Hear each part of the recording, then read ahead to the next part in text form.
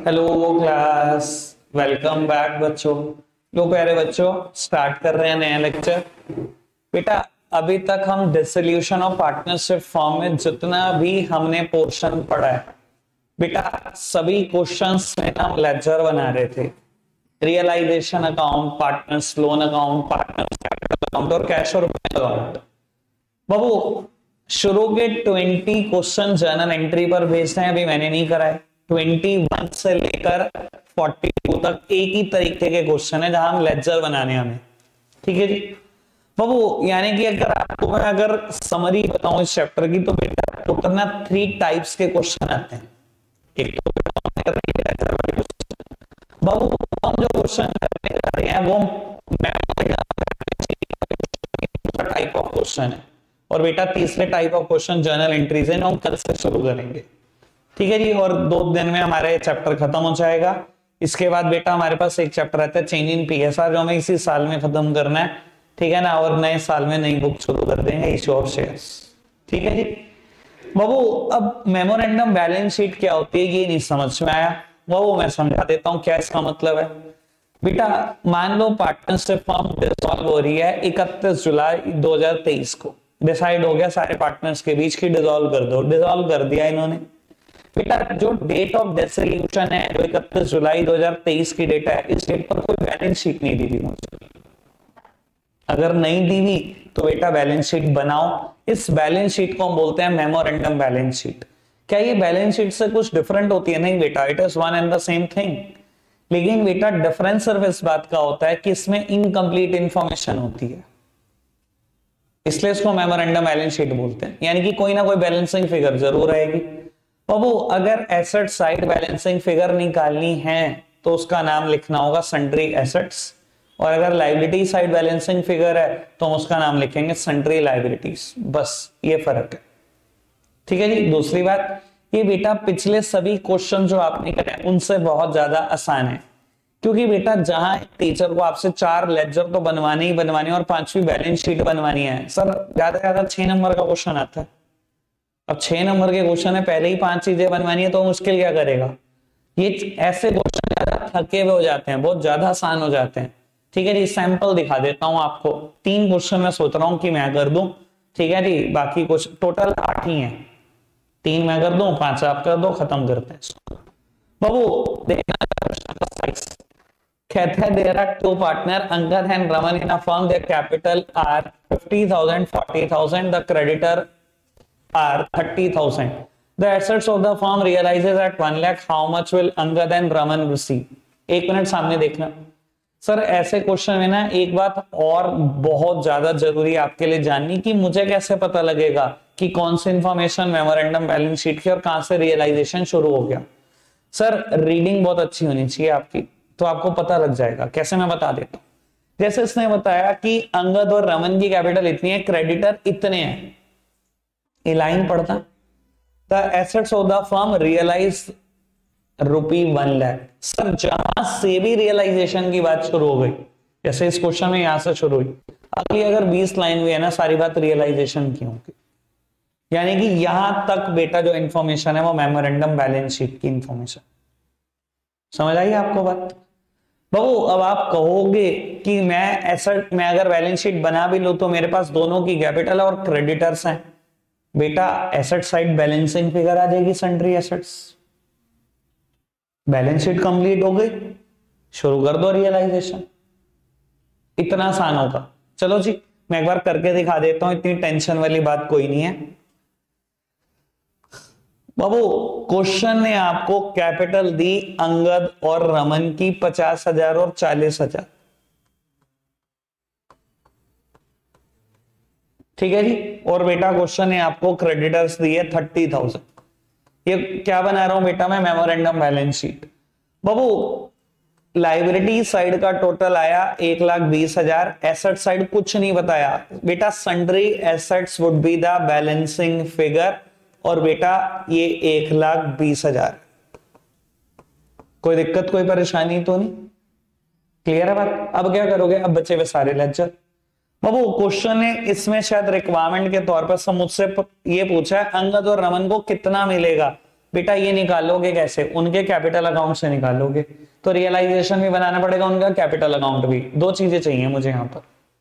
ठीक है जी बाबू, realisation account एक तो ये बनाना पड़ेगा मुझे, और एक बेटा अंगद और रमन को कितना मिलेगा ये उनके कैपिटल अकाउंट से पता लगेगा। ठीक है जी बाबू, सबसे पहले बैलेंस शीट में एसेट्स और लाइबिलिटीज को खत्म करो, रियलाइजेशन में लिखो। Sundry assets 1,20,000, creditor 30,000। Sundry assets 1,20,000, creditors 30,000, ये लिख दिया बाबू। कैपिटल अकाउंट के बैलेंसेस लिख दो, बाय बैलेंस ब्रॉट डाउन 50 और 40, सारी बैलेंस शीट तो खाली हो गई। आगे बढ़ाओ जी बात को। कहता है फर्म की एसेट्स रियलाइज हुई 1 लाख में। बाबू अगर एसेट्स रियलाइज हुई 1 लाख में तो आपने लिखा होगा बाय कैश या बैंक 1 लाख। लाइबिलिटी के बारे में बताया नहीं, कितना पे करूंगा, पार पे। बेटा क्रेडिटर को मैंने पे किया होगा पार वैल्यू टू कैश 30,000। बाबू लॉस आया यहाँ 20,000 का, अंगद और अमन दोनों में बढ़ जाएगा, रेशो स्पेसिफाइड नहीं है, 10-10,000। बाबू ये 10-10,000 हम इनसे निकलवाएंगे, यानी कि प्रैक्टिकली इनको कितना पे करेंगे, 40 और 30, यही तो पे करेंगे। यहां पर लिखा जाएगा टू कैश। देखो जी आंसर क्या है, कोई दिक्कत तो नहीं, ये इतने टुच्चे लेवल के क्वेश्चन होंगे। ठीक है जी, मैं कर देता हूं एक आध और, ताकि आपको ये ना लगे कि भैया आसान आसान बातें हो रही हैं। तो बाबू क्वेश्चन नंबर 48 पढ़ लो, साइज बढ़ गया थोड़ा सा पर मुश्किल नहीं है बिल्कुल भी। ठीक है जी, और मैं और इससे भी मुश्किल क्वेश्चन कर दूंगा 50। तो बाबू दो को मुश्किल क्वेश्चन भी कर देता हूं। ठीक है जी, पर इसका मुश्किल का लेवल देखना कितना होगा। कहता है the partnership between A and B are dissolved on 31st of March 23। On that date the respective credits to the capital were 170 and 30। अच्छा जी बेटा, कहता है 20,000 were owed by B to the firm, 1 lakh were owed by the firm to A and 2 lakh were due to trade creditor. Profit and losses were shared in the ratio of 2/3 and 1/3, यानी कि 2:1। The assets represented by the above stated net liabilities realized at 4,50,000 exclusive of 20,000 owed by B. The liabilities were settled at the book figures। ठीक है जी, prepare realization account, partner capital account, cash account showing the distribution to the partner। ठीक है जी बाबू, अगर आप ये सारी बात पढ़ी आपने ढंग से, सारी बात मेमोरेंडम बैलेंस शीट की है, ये मुझे कैसे पता लगता है, ये पढ़ो। The assets represented by the above stated net liabilities realized 4,50,000। यहां से रियलाइजेशन की बात शुरू, यानी कि ये सारी बात रियलाइजेशन की, और ये सारी बात किसकी है बेटा, मेमोरेंडम बैलेंस शीट की। समझ में आती है इतनी बात? ठीक है जी, तो बाबू पहले मेमोरेंडम बैलेंस शीट बनाते हैं। बेटा मेमोरेंडम बैलेंस शीट बनाओ तो इसने बेटा सबसे पहले कैपिटल बताई थी ए और बी की 1,70,000 और 30,000। 2 लाख की तो कैपिटल ही बताई थी इसने, ये देखो आराम से 1,70,000 30,000। कहता है 20,000 were owed by B to the firm. बेटा बी ने कुछ फर्म के पैसे देने हैं 20,000 रुपए। कहता है बेटा 1 lakh were owed by the firm to A, 1 lakh रुपए ए ने देने हैं बेटा फर्म के। और बेटा इसके बाद इसने कहा है क्रेडिटर हैं 2 लाख रुपए के। मैं भी आपको रीड करा देता हूं, इसने बोला है क्रेडिटर हैं 2 लाख के। ये देखो next line, 2 lakh were due to the trade creditors. ठीक है जी, तो बाबू इसके बाद सारी इंफॉर्मेशन रियलाइजेशन की है, यानी कि बैलेंस शीट तो फिनिश करो।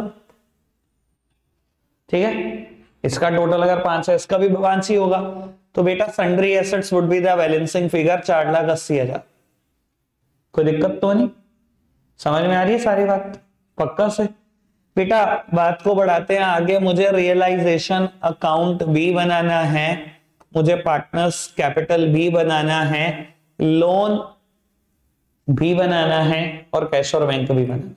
ठीक है जी बाबू, मैं सब रियलाइजेशन बना तो चलेगा आपको इतना, क्योंकि बाकी में कोई प्रॉब्लम नहीं है, या तो कुछ नया होता तो बता भी देता। ठीक है जी, तो बाबू पहले सारी एसेट्स यहां पर लिख देना, पर बेटा कुछ एसेट्स होती है जो हम यहां नहीं लिखते, याद है ना रूल नंबर 1। क्या क्या नहीं लिखते, कैश, बैंक और लॉसेस। और बेटा अगर लायबिलिटी साइड की बात करो तो सारी लायबिलिटी ट्रांसफर कर देना except partners capital, partners loan और बेटा अनडिस्ट्रीब्यूटेड प्रॉफिट। नाम बोल के हम रिजर्व बोलेंगे, फ्री रिजर्व्स। ठीक है ना, वो लॉजिक बता दिया था उसने। बाबू तो मैंने क्रेडिटर्स को भी यहां ट्रांसफर कर दिया बेटा 2 लाख रुपए, एसेट्स को भी कर दिया, कुछ लाइबिलिटीज को भी कर दिया। बाबू एक सेकेंड, कहता है बेटा एसेट्स रियलाइज हुई 4,50,000 exclusive of 20,000 owed by B. बेटा बी वाले पैसे रियलाइज नहीं करने, और आपको ये पता है क्यों नहीं करने बेटा, ये रियलाइजेशन अकाउंट में नहीं जाएगा। लास्ट लेक्चर में याद है बेटा, मैंने आते ही बैंक ओवरड्राफ्ट और इस पर बात करी थी। अगर बेटा एसेट साइड में किसी पार्टनर का लोन है तो सीधा पैसे ले लेना कैश अकाउंट। क्या करोगे ऐसे केसेस में, जब आप कैश अकाउंट बनाओगे, अगर कोई बैलेंस है तो लिखोगे टू बैलेंस ब्रॉट डाउन, और हाथों हाथ लिख देना टू बीस लोन, कि बी से पैसे ले लिए मैंने, सीधा सीधा खत्म कहानी। रियलाइजेशन में नहीं आता पार्टनर का लोन। क्लियर है बात, समझ में आई बात। तो बाबू मैंने ये दिखा दिया, रियलाइजेशन में ये दिखा दिया, खत्म कहानी। कहता है एसेट्स रियलाइज हुई 4.5 लाख की, क्वेश्चन ने कहा एसेट्स रियलाइज हुई 4.5 लाख की, जी होगी। बाबू क्वेश्चन ने साथ साथ ये भी कहा कि सारी लाइबिलिटी को पे किया बुक वैल्यू पे, बेटा पे कर दो बुक वैल्यू पे। ये देखो मैं पढ़वा देता हूं, ये लाइन भी ना भी कहता तब भी मैं यही करता भैया। इसने कहा भी वाह वैसे, अगर ये ना भी कहता तब भी मैं यही करता।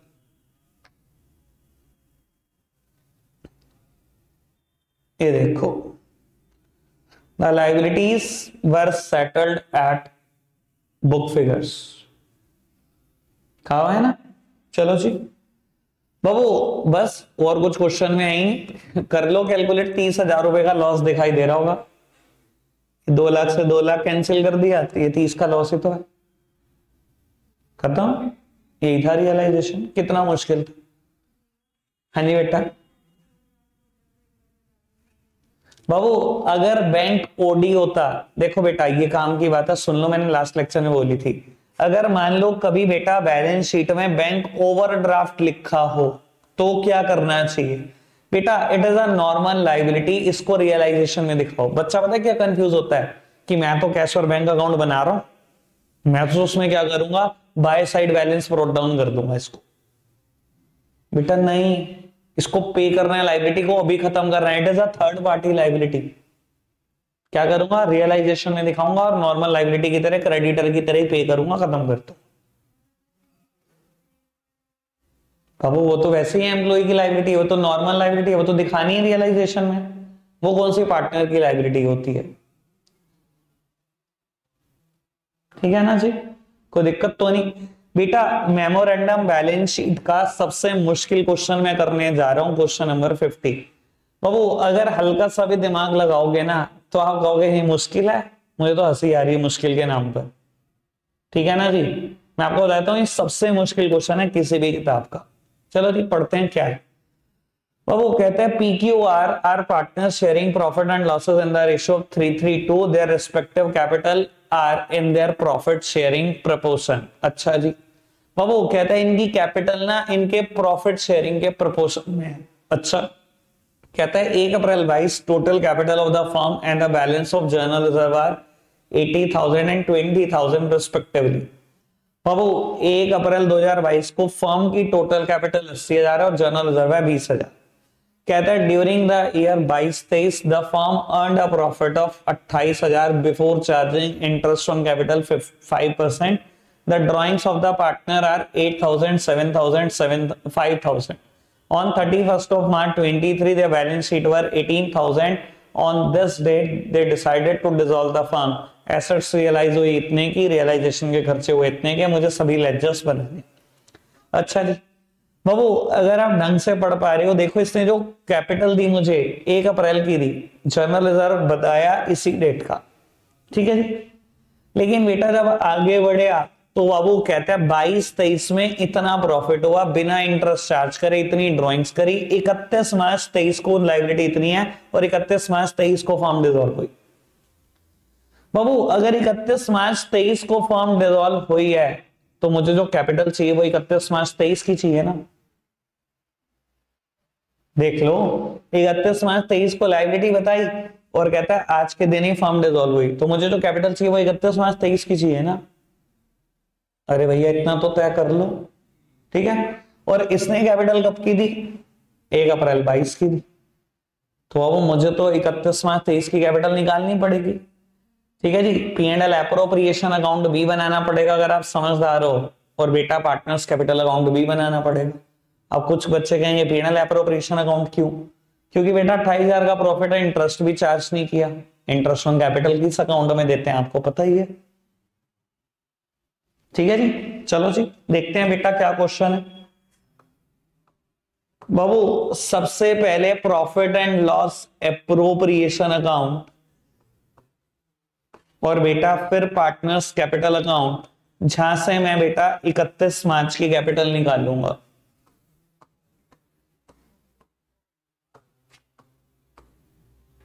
एक सेकेंड,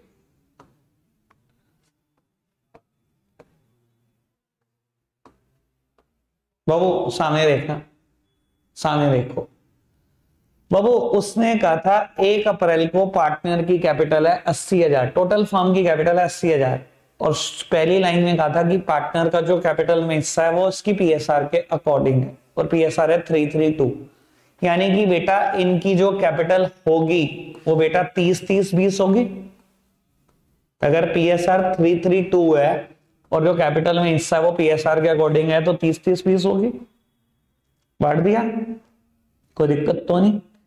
बाबू क्वेश्चन ने कहा है कि आपने प्रॉफिट कमाया है 28,000 रुपए बिना इंटरेस्ट दिए, 5% इंटरेस्ट देना, दो जी इंटरेस्ट ऑन कैपिटल। बाबू 5% ब्याज दूंगा ओपनिंग कैपिटल पे, 1500 4,000 का इंटरेस्ट दे दिया। बाबू ये इंटरेस्ट ऑन कैपिटल यहां भी जुड़ता है अगर आप समझदार हो तो, कभी चैप्टर 1 पढ़ा है तो, ठीक है जी। 24,000 का प्रॉफिट बचा, किस में बटेगा, प्रॉफिट शेयरिंग रेशियो 3:3 में बढ़ जाएगा, बांट लोगे, 996 आएगा, बांट लेना बाय P&L एप्रोप्रिएशन अकाउंट। बेटा 9,000 9,000 6,000 बांट दिया प्रॉफिट, कोई दिक्कत तो नहीं। क्वेश्चन ने ड्राइंग्स भी दी हुई हैं बेटा। बाबू क्वेश्चन ने बताया साल भर में आपने 8, 7 और 5,000 निकाले, बेटा ड्राइंग्स करी हुई है आपने 8,000, 7,000 और 5,000, ठीक है जी। बाबू यहां से मैं बैलेंस कैरेट डाउन निकाल दूंगा, मतलब क्लोजिंग कैपिटल आपकी निकाल दूंगा, ठीक है जी। बेटा 30,000, 39, 40, 500, यानी कि आ जाएगा बेटा 32,500, सेम इसका वजह 7 है तो 33,500, 20, 27 में से 5 गए 22। बेटा ये मेरे पास आपकी क्लोजिंग कैपिटल आ गई 32,500, 33,500 और 22,000। मैं मेमोरेंडम बैलेंस शीट प्रिपेयर कर रहा हूं, 32,500, 33,500 और 22,000, 88,000। क्वेश्चन में बेटा क्वेश्चन ने कहा था साल के शुरू में जब जनरल रिजर्व में आपके पास 20,000 है, तो भैया अगर साल के शुरू में कहीं गए थोड़ी होंगे, आखिरी में भी 20,000 ही होंगे।